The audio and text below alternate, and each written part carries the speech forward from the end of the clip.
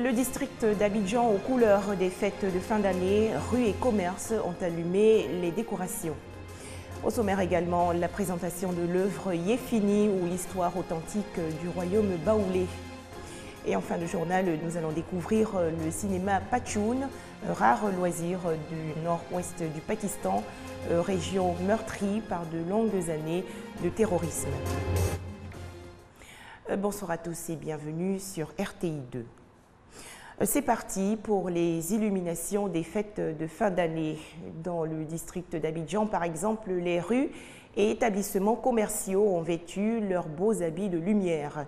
Une astuce pour attirer davantage de clients. Tout de suite, le reportage de Patricia Omouetia. Elle a visité les communes de Marcory, Cocody et Koumassi. Parées de leurs plus beaux habits, elles brillent de mille feux et illuminent les rues et les grandes artères d'Abidjan.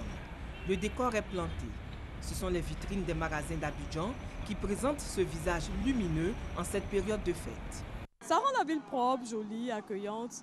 Et puis c'est la première chose qu'on voit quand on arrive de l'aéroport. C'est merveilleux, c'est joli. C'est joli à voir. Oui. Bon, ça rend la vie jolie. Oui. C'est bien comme ça. Ambiance féerique, décoration lumineuse, éclairage scintillant, de quoi faire rêver les enfants. C'est joli.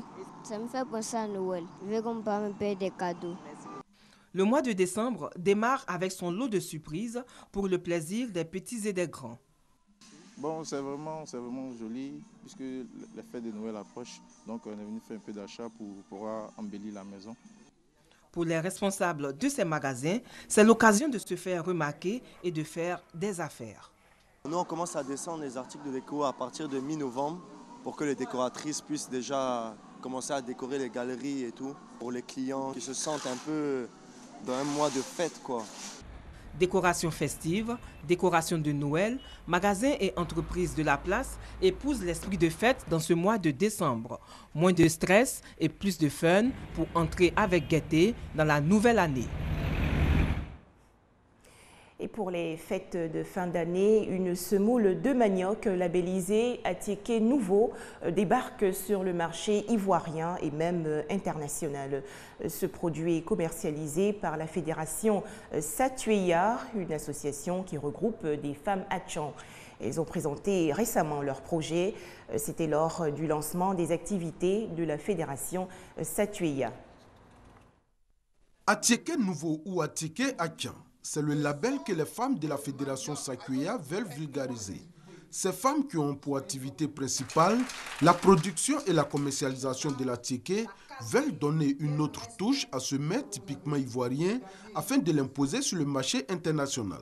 L'atiéké Nouveau, c'est l'atiéké de qualité, de la bonne qualité que nous, nos ancêtres, nous ont appris. Et qu'aujourd'hui, nous avons abandonné cette pratique. Et nous faisons de l'atiéké, vous rentrez sur le marché, l'atiéké n'importe comment, vous voyez l'atiéké, vraiment, tu n'arrives même pas à manger l'atiéké.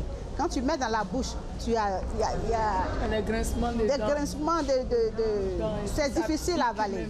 Donc aujourd'hui, nous avons décidé de changer la donne. Pour la présentation de ce label qui s'est faite au cours du lancement des activités de la Fédération Satueya, les femmes ont eu le soutien du président de l'autorité de régulation de la restauration et des métiers de l'alimentation ARMA.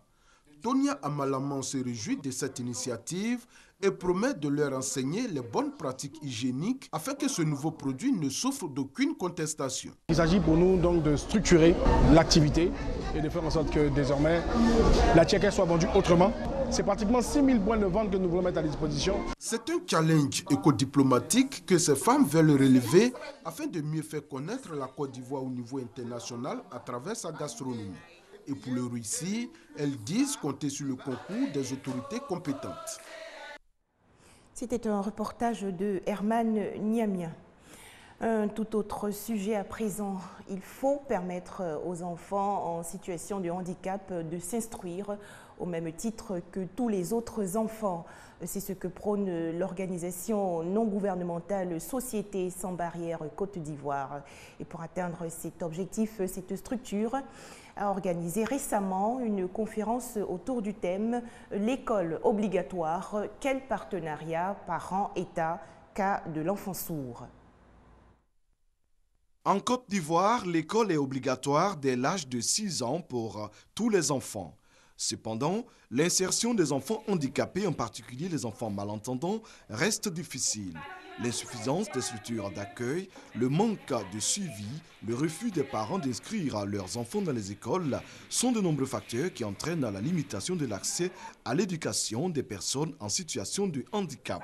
Pour faire face à ces problèmes, l'ONG Société sans barrières sensibilise les parents sur l'éducation des enfants malentendants.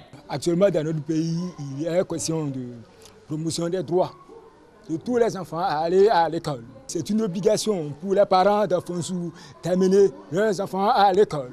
Donc cette conférence vise à les sensibiliser, à leur montrer quel est le droit de leur enfant et quelle est leur obligation en tant que parents d'enfants pour que l'enfant puisse aller aussi à l'école. On veut les amener à s'intéresser aux médiums de communication pour pouvoir suivre leurs enfants, parler avec leurs enfants. Au cours de ces échanges, les parents ont soumis plusieurs préoccupations. Ils ont surtout été éclairés par les responsables de l'ONG Société sans barrières. Cette conférence nous permet d'avoir des connaissances approfondies et de pouvoir les mettre en exergue.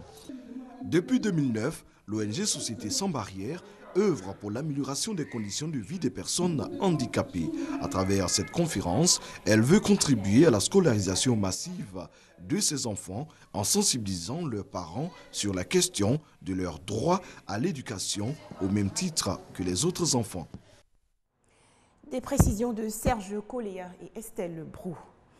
Des nouvelles sportives à présent. La première réunion de la Fédération internationale de Maracana et associations s'est tenue le 2 décembre dernier à Abidjan.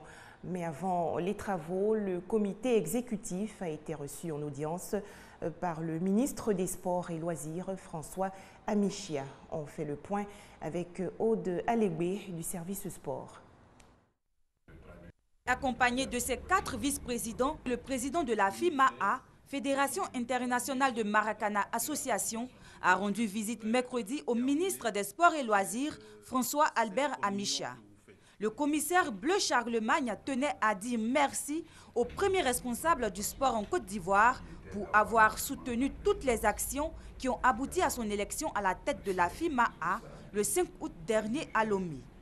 Une assemblée générale constitutive au cours de laquelle la Côte d'Ivoire avait hérité du siège de la Fédération internationale de Maracana Association. Le commissaire Bleu Charlemagne a présenté les 4 vice-présidents du nouveau bureau de la FIMAA au patron du sport ivoirien et posé le problème du siège de la fédération octroyé à la Côte d'Ivoire et qui n'a pas encore trouvé de locaux. Nous avons 1 an pour pouvoir asseoir toutes ces dispositions. Nous allons, avec le président Charlemagne et ses vice-présidents, préparer un dossier que nous allons présenter à monsieur le chef du gouvernement et à monsieur le président de la République afin que tout cela tienne dans les délais prévus. La Fédération internationale de Maracana Association, qui a tenu sa toute première réunion du comité exécutif à Abidjan, est repartie satisfaite de sa rencontre avec le ministre des Sports et Loisirs. D'où vient véritablement le peuple baoulé ? Une œuvre littéraire intitulée Yéfini, où l'histoire authentique du royaume baoulé a été présentée récemment au centre culturel de Sakassou, dans la vallée du Bandama. Il s'agit pour Ernest Kwame, l'auteur de ce livre, de rétablir la vérité sur les origines du peuple baoulé. Les explications de Charles Tatou et Soro Corona de RTI Boaké. Yéfini, l'histoire authentique du royaume baoulé, d'hier à aujourd'hui, une œuvre de 176 pages, retrace l'intérêt de l'immigration du peuple baoulé, du peuple akan en Côte d'Ivoire. 285 ans après la traversée de la Comoué, ce livre d'investigation de Yao Kwame Ernest expose l'histoire des Oyoko, nom initial des Baoulés, de Koumassi au Ghana, à Sakassou en passant par Bétié, Mossou, Tiasalé et Indranois. Après plus de 20 ans de recherche tant au Ghana qu'en Côte d'Ivoire, pour l'auteur, Yefini vient rétablir une histoire réelle, transformée en légende, avec de nombreuses versions. Ce livre doit instruire le peuple baoulé de l'histoire réelle d'Abla Pokou et son peuple. Parce qu'il y a trop de contre-vérités, on veut changer l'histoire pour dire que la reine Pokou n'est jamais arrivée ici. Nous voulons établir la vérité historique. Walebo, il faut le savoir, veut dire c'est ici, l'origine est non sous le Walais. Les autorités locales et les 172 chefs de village de Sakassou ont salué la démarche de l'écrivain. Dans ce livre, Yefini, l'auteur affirme que la reine Abla Pokou n'a jamais été inhumée à Indranois, mais bien au contraire à Sakassou. C'est la sœur cadette Abla Kosia, poursuit l'auteur, qui a été enterrée dans le Indranois. Élection du gouverneur de l'État de Bayelsa sous haute tension au Nigeria. Plusieurs fusillades dans lesquelles une femme a été tuée ont éclaté aujourd'hui dans le sud du pays. Nouvelle offensive aujourd'hui de Boko Haram au Tchad voisin. Un triple attentat suicide sur un marché a fait au moins 27 morts et plus de 80 blessés. 3 kamikazes se sont fait exploser dans 3 endroits différents. Et on va maintenant découvrir ensemble le 7e art pakistanais, plus précisément le cinéma Pashtun. Cette industrie est très prisée dans la région nord-ouest du pays. Action, romance, drame et pilosité faciale. Bienvenue dans l'univers du cinéma Pashtun. Divisé entre le Pakistan et l'Afghanistan, ce peuple paie le prix fort du conflit qui secoue la région depuis 30 ans. Et le cinéma est une échappatoire. Nous nous battons pour fournir un divertissement de qualité aux Pashtuns, où qu'ils soient. Particulièrement dans notre province, où il n'y a pas de divertissement. Ici, il n'y a que des tensions. Le cinéma est le seul divertissement disponible. Arshad Khan est l'un des réalisateurs pashtuns les plus célèbres. Sur le tournage d'un de ses films, avec à l'affiche son frère, la star locale Shahid Khan, on est loin des grosses productions hollywoodiennes. Le maquillage est basique, les cascades improvisées, et à l'écran, les effets spéciaux sont d'une autre époque. Mais peu importe la qualité, ces films ont un public fidèle. Salle comble lors de la première à Peshawar, berceau historique du cinéma pashtun. J'ai adoré ce film. Je suis prêt à sacrifier ma tête pour Saïd Khan.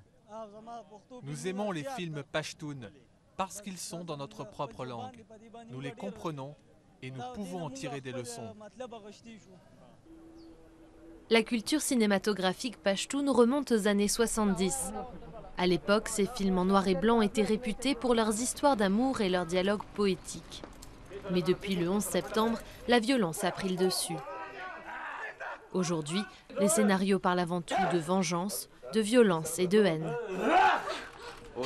Ces films ne sont pas bons, ils ont un très mauvais impact sur notre société. Je crains qu'ils aient une mauvaise influence sur la prochaine génération. Il y a des gens qui ne comprennent pas le thème du film. Ils se procurent des armes et commencent à se comporter comme des criminels et à importuner les villageois dans la rue. La nouvelle génération de films pashtun traite de sujets actuels, comme l'attaque d'une école de Peshawar qui a fait 150 morts en décembre dernier.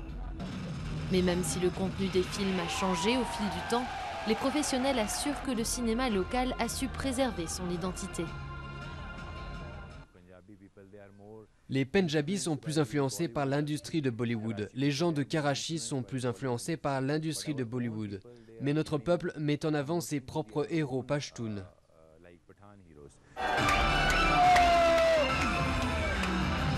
Mais dans cette région conservatrice, ce genre de divertissement s'est fait des ennemis. Certains islamistes considèrent les films comme une perversion. En 2014, des attaques à la grenade ont fait 16 morts dans 2 cinémas ici à Peshawar. L'un d'entre eux a rouvert ses portes en juillet cette année. Nous avons installé des caméras de surveillance et nous fouillons tout le monde. Nous avons des caméras ici et là, du côté de la rue et sur tous les côtés. Nous avons aussi élevé le niveau de sécurité, mais après, tout dépend de Dieu. Alors si c'est sa volonté, alors il faudra y faire face. L'offensive militaire dans le nord du Pakistan semble avoir amélioré la sécurité à Peshawar. L'attaque récente d'une base aérienne de la ville montre pourtant que le calme est précaire. Mais si le cinéma pachtoun nous dit quelque chose sur ce peuple, c'est bien qu'il ne se laissera pas faire et qu'il défendra sa culture jusqu'au bout. Voilà, merci à tous ceux qui nous ont suivis sur RTI2 et à demain, 19h30.